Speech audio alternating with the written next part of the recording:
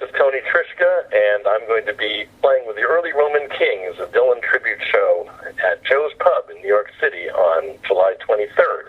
And right now I'm here with Rabbi Sol Solomon and this wonderful show, Dave Gone By, on fabulous UNC Radio. Oh, shalom, shalom, my friends. This is your old pal, Rabbi Sol Solomon, founder and spiritual leader of Temple Sons of Bitches in Great Neck, New York. And you know, I often talk to people who are celebrities, who are writers, who are actors, but I do love musicians as well. And we have an amazing, masterful musician to talk to today. Now think about this. When we think of banjo music, we think of Americana and hoedowns and hootenannies and Ned Beatty getting raped. But there's more to it, so much more. And we have Tony Trischka on the show with us. He's got bunches of albums. His music, I know I talked about the theater. You could have heard it in The Robber Bridegroom on Broadway, Driving Miss Daisy off-Broadway. He's a Grammy nominee, and he's played with the likes of Steve Martin, Bela Fleck, Ramblin' Jack Elliott, the Violent Femmes, Earl Scruggs, and the list goes on. But enough listing. Let's do some talking and listening to Tony Trischka. Welcome to the Neighborhood Shalom! Shalom, and thank you, Rabbi. It's a great pleasure to be here with you. Oh, and likewise, too. Let me ask you about the banjo. Is it, because you teach banjo, and we're going to talk a lot about that, is it much harder to learn and master than the guitar? I think it's easier to start with the banjo because it's an open tuning. You strum it, at least when you're playing bluegrass music, you strum it, and you're already playing a good chord. You don't even have to use your left hand. So in that sense, it's easier. But, if you want to master any instrument, they're all tricky, I guess, in a sense. But I think it's maybe a little bit easier to get started with the banjo because of that open tuning. I did not think of that. You've been doing this for quite a few years. Have there been waves of interest in learning and hearing the banjo? Does it peak and valley? And maybe since Steve Martin got really into it, that it's kind of gone a little more up? Or has it been sort of a flat? You know what I'm asking. I think you know what I'm asking. I don't. I know. Yeah, there have been a number of big bangs. The first one was probably Foggy Mountain Breakdown, the theme from Bonnie and Clyde, where it, really took off for a little while, whenever that was, mid to later 60s, whatever. Well, actually, before that, there were the Beverly Hillbillies, which turned a lot of people onto the banjo, including the illustrious Bela Fleck. That TV show in the early to mid-60s. Oh, and Hee Haw. How can we forget Hee Haw? That's right. Let's not forget Hee Haw. That must have had some sort of a hand in it. And then you mentioned Ned Beatty in that unfortunate incident, but reflecting on dueling banjos from the Deliverance film, and that really reached a lot of people. And then I think it was just kind of cruising along, but now that Steve Martin has been really getting into the banjo, I mean, he's played it since high school, but since he's been really doing it on a more regular basis with a great band called I'm already forgetting their name. This is very embarrassing. But anyway, Steve Canyon Rangers, thank you. So he's doing that, too. He's reaching a lot of people with a banjo because of his celebrity, of course. So, yeah, it's kind of cruising along pretty well right now, I think. Now, we've already mentioned two of the better-known people who pick up and play the banjo. Can you... there are people who, if they listen to a guitar, even an acoustic guitar, they can tell, oh, it's Neil Young playing that versus another artist playing the guitar versus somebody else. Can you do that? Could you tell a Steve Martin lick on the banjo from a Bela Fleck or somebody else? I mean, I can tell, sure. I'm not sure if someone listened to Steve Martin playing for 1 minute and Bela Fleck playing for a minute, the average person could probably tell if they had a sense of, how Steve Martin played. Yeah, because they have very different styles. Well, explain, what is your style that would differentiate you from Flatt and Scruggs, let's say? Okay, well, let's see. Earl Scruggs is still my favorite banjo player, and I think he's the greatest banjo player who ever lived and ever will live. No matter where it goes, it always comes back to Earl for this kind of playing that we do, this picking. Having said that, I learned so much from him and continue to this day. I still work on his solos and learn new things from him.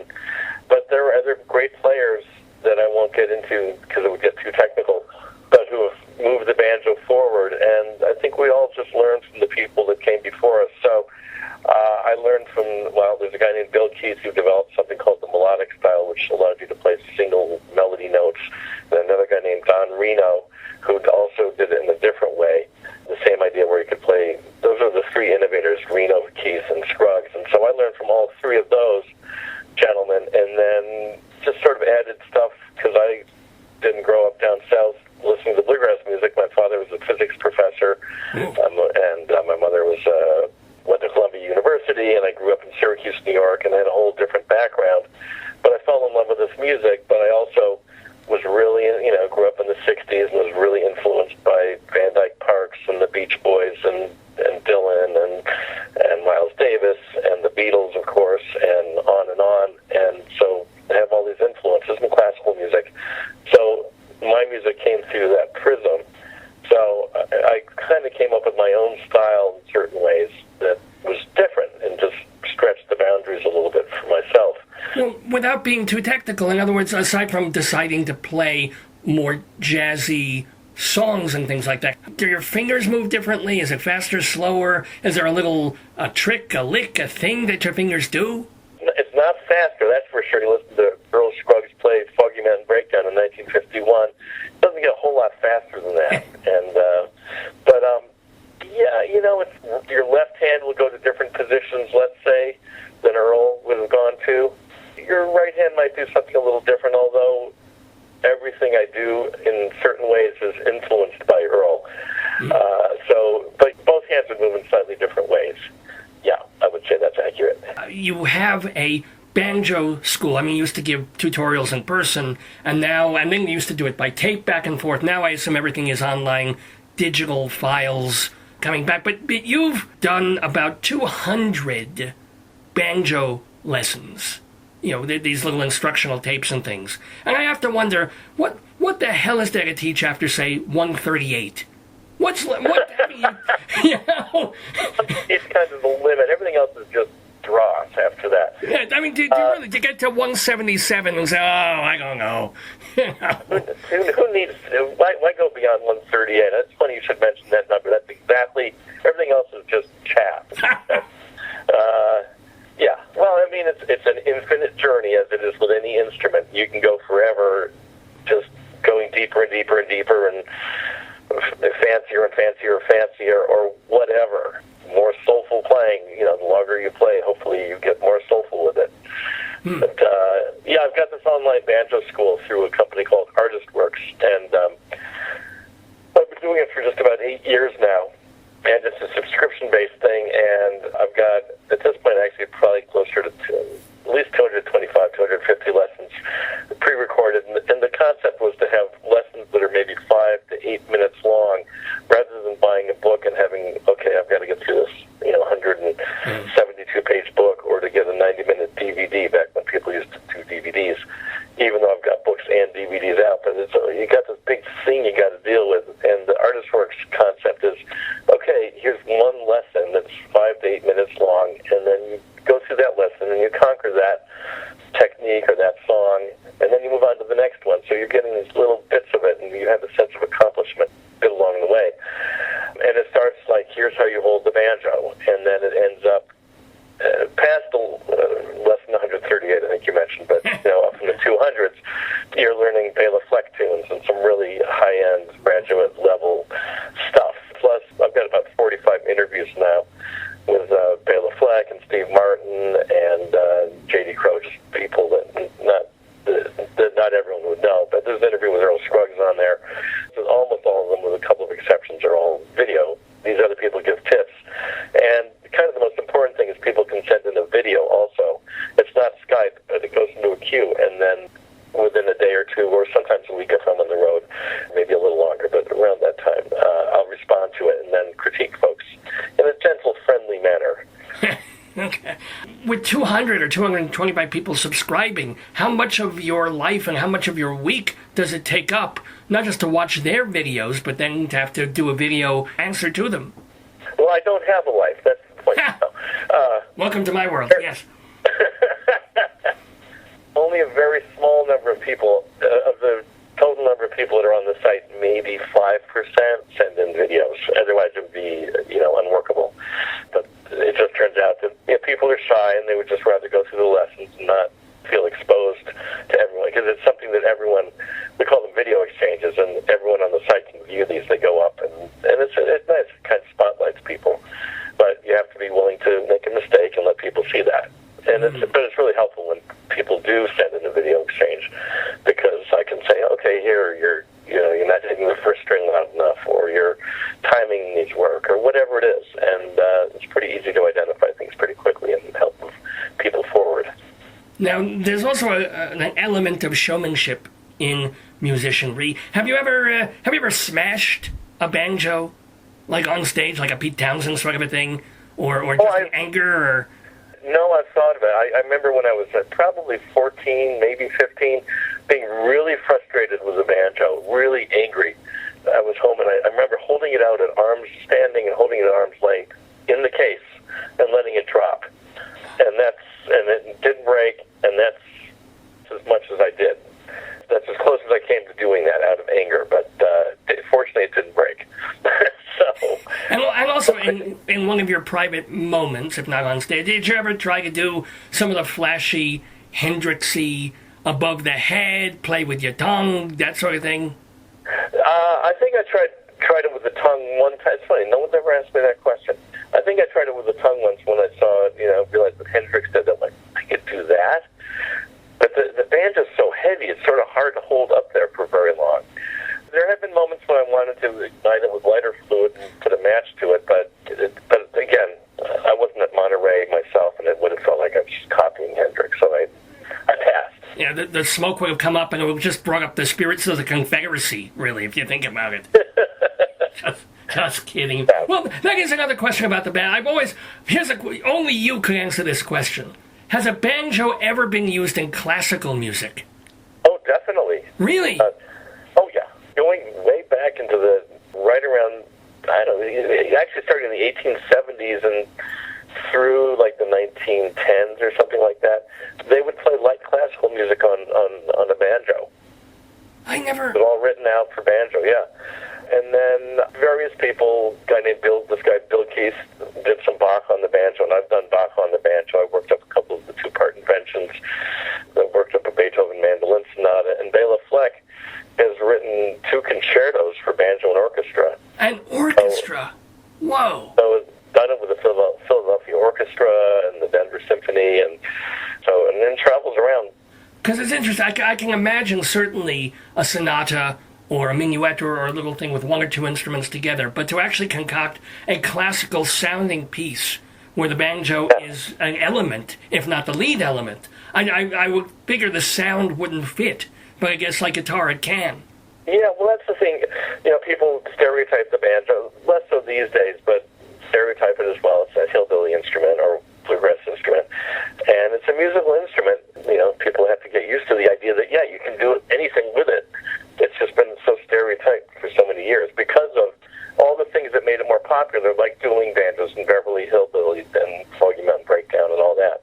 Bonnie and Clyde, it's, car chases and cousins marrying and things like that. North Georgia, and the images, bales of hay and hillbillies, like I say.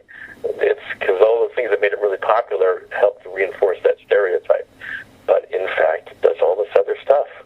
Well, did it also come from this African kind of instrument called, what is it, a banza? Something like that? Yeah, yes, absolutely. You know your banjo. Well, no, I've just been looking over your bio, so I figured I'd throw that in there. Yeah, but you've educated yourself.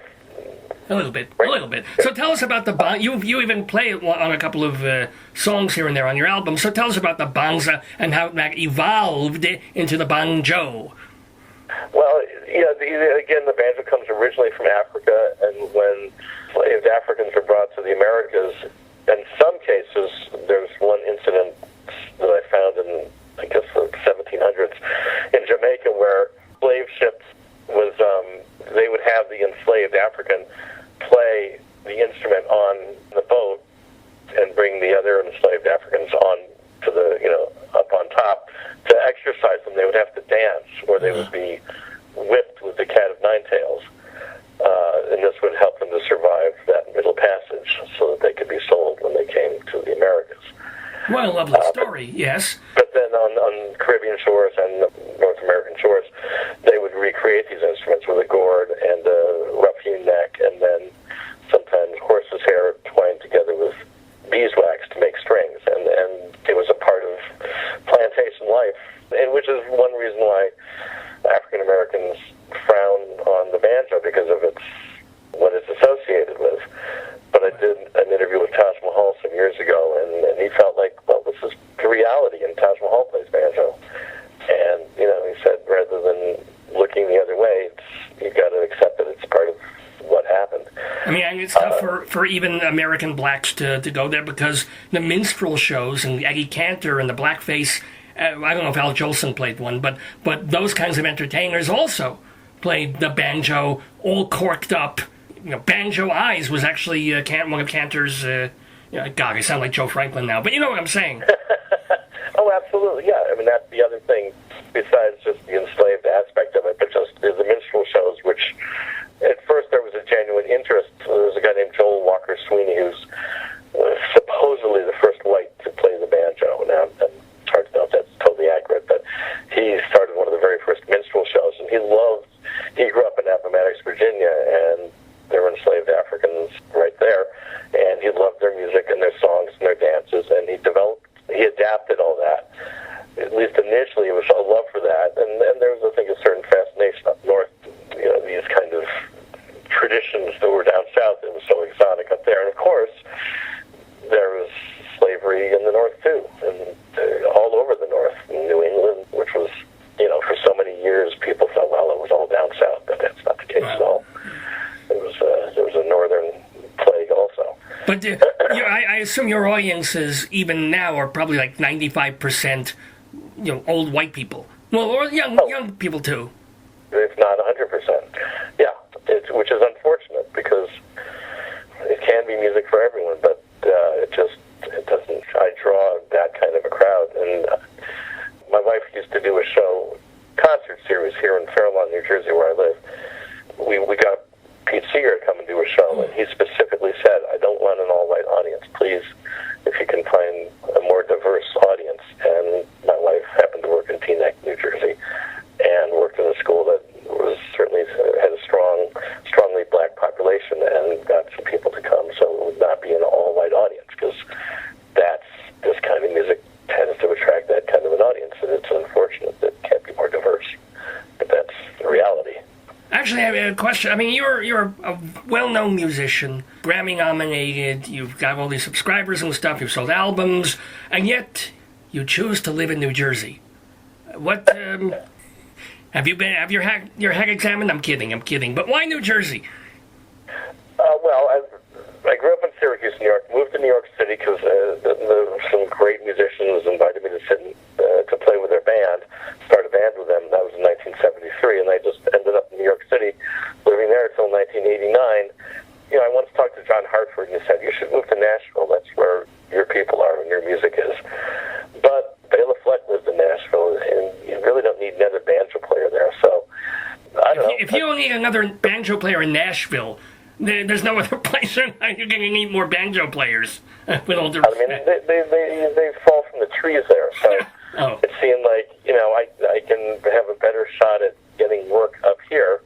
And it wasn't even that conscious a thing. It was just I was comfortable here. My friends were here. And my family was in Syracuse, close by. And I just felt more comfortable in the Northeast. So I just stayed here. And then when I met my wife, we ended up moving out to New Jersey. And we're very close to New York City, so we can get into the city within either 20 minutes or 3 hours, depending on traffic. And let's not leave out the fact that New Jersey has some very nice beaches. You're not allowed on them, but you can go to... That's a little political joke there. You can go down the shore, as we say in New Jersey. You don't go to the beach. You go down the shore.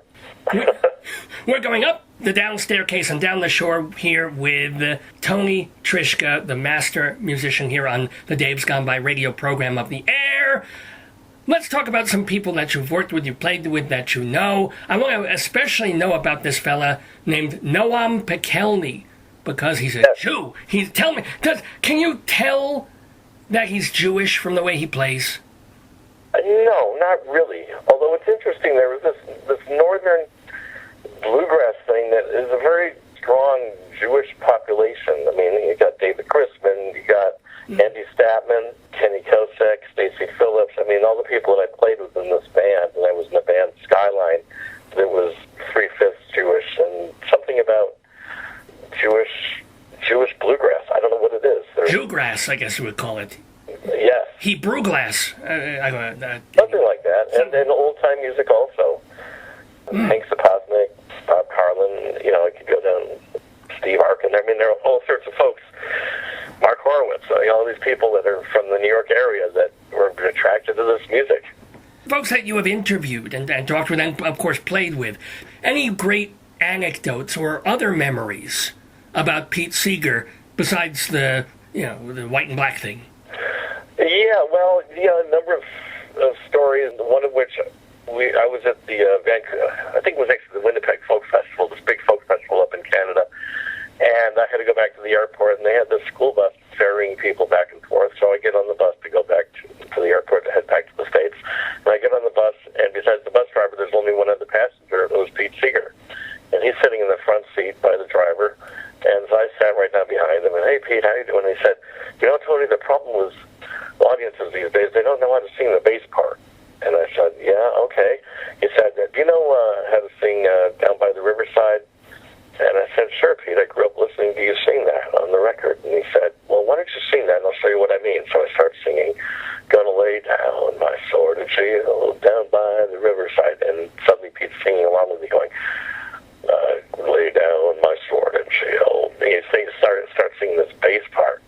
And so here I am doing a sing-along with Pete, just the two of us, which is pretty cool. Yeah. And then we get to the airport, and there are these long lines waiting to go through customs, like 7 or 8 really long lines. Most people in business suits, heading to the States on business. And here we are, these two folky, bluegrassy, jean-clad, boot-wearing, slightly scruffy people. And I'm in one line, and Pete's next to me in the line next to me. We're talking and just kind of zoning out a little bit, and I look over and Pete gets down on his hands and knees, not hands and knees, down on his knees, and opens up his banjo case in front of hundreds of people trying to get into the States, just kind of frustrated by the lines not moving. Takes out the banjo and just starts playing. I figured, well, if Pete can do it, I can do it, so I got out my banjo and started playing banjo duets from line. The Canadian, U.S. Customs in Canada. And, you see people kind of casting sidelong glances like, who are these weirdos? It's Pete Seeger, for gosh sake. Oh, I'm sure some recognized him instantly. Yeah, probably a few here and there, but yeah. So that's one of my... That's a great... But that's one of my fondest memories. I can imagine. So give me more anecdotes like that about other people that you've played with, that you've known, whether they're banjo people or people more far-flung in pop and rock and folk culture and country culture. Let's see, I produced Steve Martin's second album, which is called Rare Bird Alert, second album of the recent era. That's a really nice album, by the way, yes.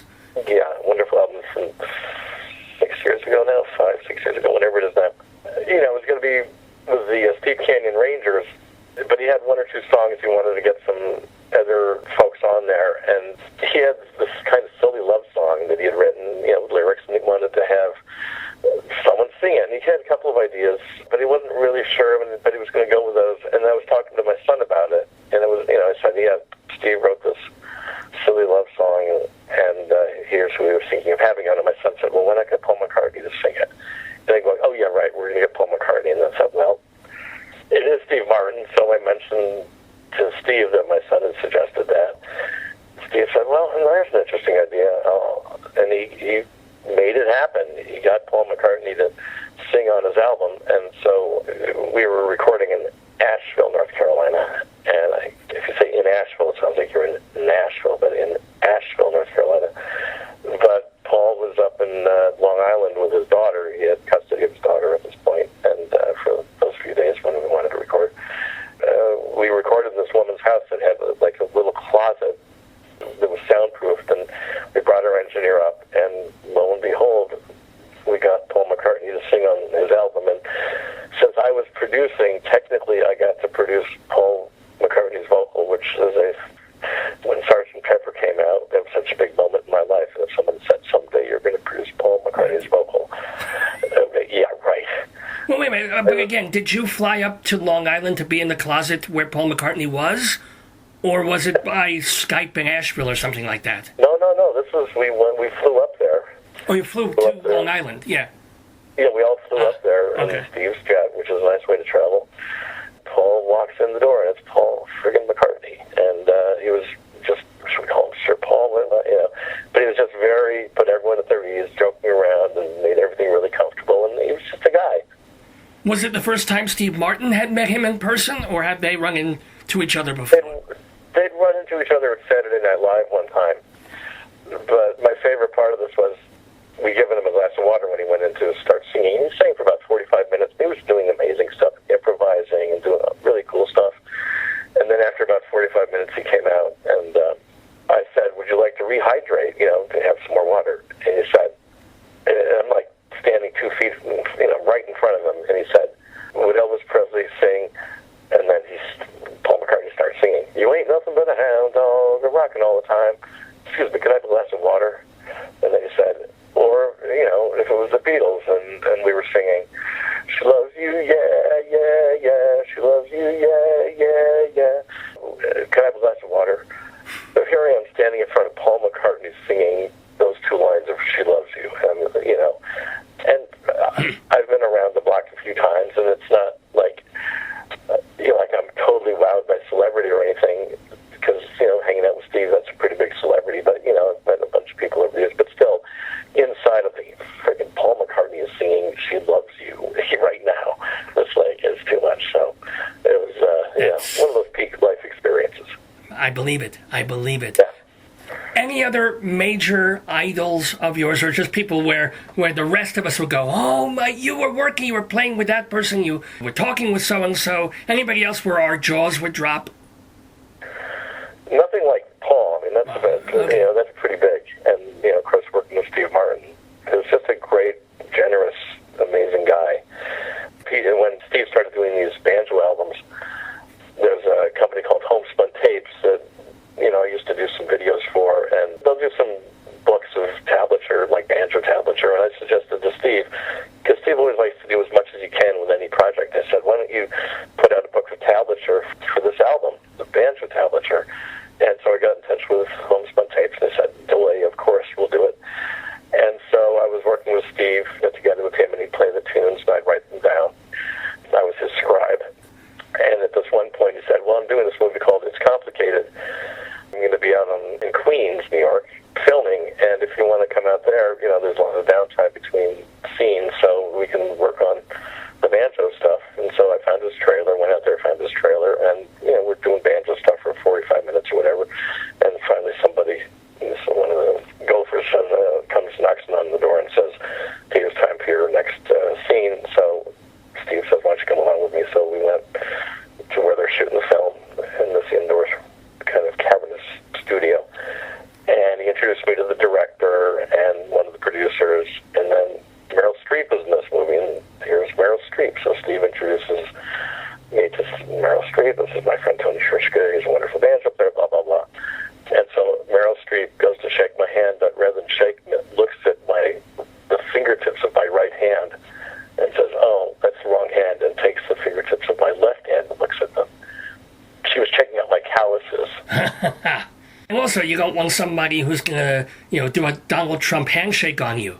Oh, yeah, it was a 20-minute Donald Trump handshake, but it's her, and she's like, this Meryl Streep, and she's, rather than just a pleasant shaking of the hand, she was so cool, she's checking out the calluses. Yeah. Yeah, they're not as strong on the banjos there or the guitar, sorry about that. And so she was just very good-natured and fun that she would do that. And then I got to watch the two of them film the scene. It was a nighttime scene where they're sitting in a car, supposedly at night, driving past streetlights, and they have this thing spinning over the car.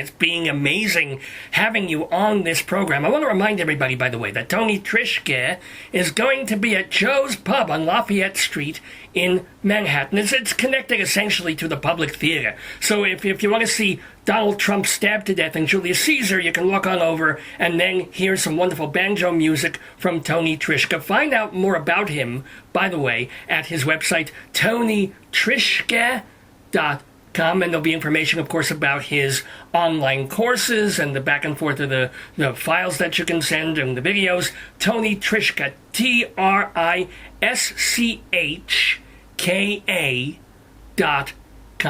Trischka, TonyTrischka.com. By the way, is that derivation, is that German? What's your nationality? What's your background? Basically, my great-grandfather and before grew up in what is now Bohemia, and actually in the Czech Republic, a town called Liberec, or a city called Liberec, Liberec, in the Bohemian part of the Czech Republic. But when he was somewhere around 1885 or something, he moved from Bohemia to Germany. Because in Czech it's Triska, in Germany it's Trischka. The CH sure. got added in Germany. And then my grandfather grew up in Germany and moved to Arizona, and there you are. So it's a Czech background, but the Germanization added in. I just want to make sure about one thing. What year did your grandpa move from Germany to America? That's a really good question. I don't know if I could answer that. Just checking. That'd be tough. Early 1900s, I think. Yeah, I want to make sure your grandparents didn't murder my great-grandparents or something like that. I'm kidding. No. Long gone. That didn't happen. Tony Trischka, here's a question. You're 68 years old now. Yep. Have you lost any flexibility, any dexterity, and then you compensate with soul? Or are your hands what they were in your 30s and 40s? They feel about the same. I don't feel any stiffness in the fingers or anything like that. I can still play pretty much as fast as I need to. I don't have, like, if you hear someone who's like 15 years old and all they want to do is play fast, and they're ready to go. And I don't feel that urge to do that like I used to. But I can, if I'm playing in a festival tomorrow in upstate New York and we're going to play some really fast tunes, and I can still do it. So I don't feel like I've really lost anything. Yeah, I mean, we talked about airports and waiting on lines and things, which you do in your 30s and 40s. It gets more of a pain in the tush when you're 60s and 70s. So you see yourself playing as many concerts and gigs and traveling as much, or cutting that back in a year or 2 or 5?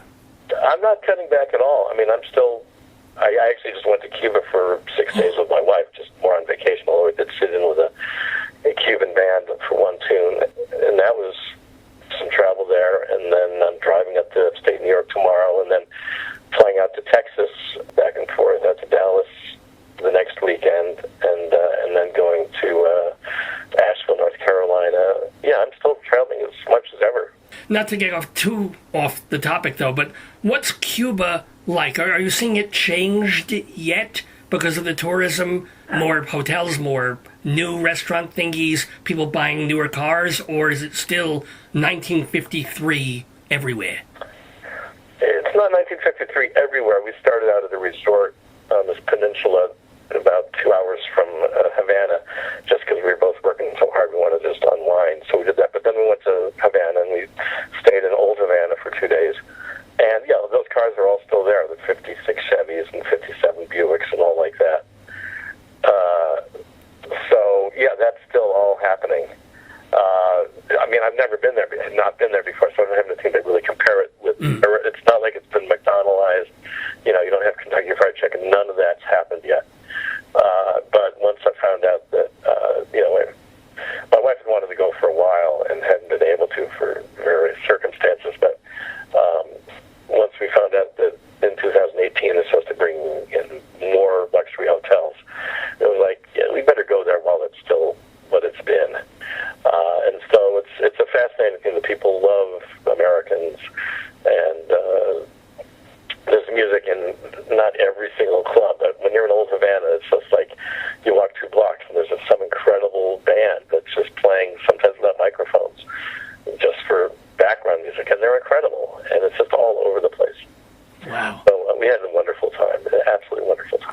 And we have had a wonderful time talking with Tony Trischka. He will be at the Public Theater, the Joe's Pub by the Public Theater on July 23rd. Please do go see him. Very last question for you. Can you pick out one or two songs of yours that you played on albums or in concert over the years that are your really, really special to you, like your favorites? Let's see. I've got one called The Only Way, which is on my first album, The Rest Light, and which is now on a CD called The Early Days. You know, you're getting old when you have an album called The Early Days. And then there's one on my most recent album, Great Big World, which is called Say Goodbye, which I wrote kind of dedicated to Kate McGarrigle. And my son, Sean, plays mandolin on it. And a guy named Michael Dave, this amazing bluegrass singer, sings it. And it's a tune that I wrote both of the tunes.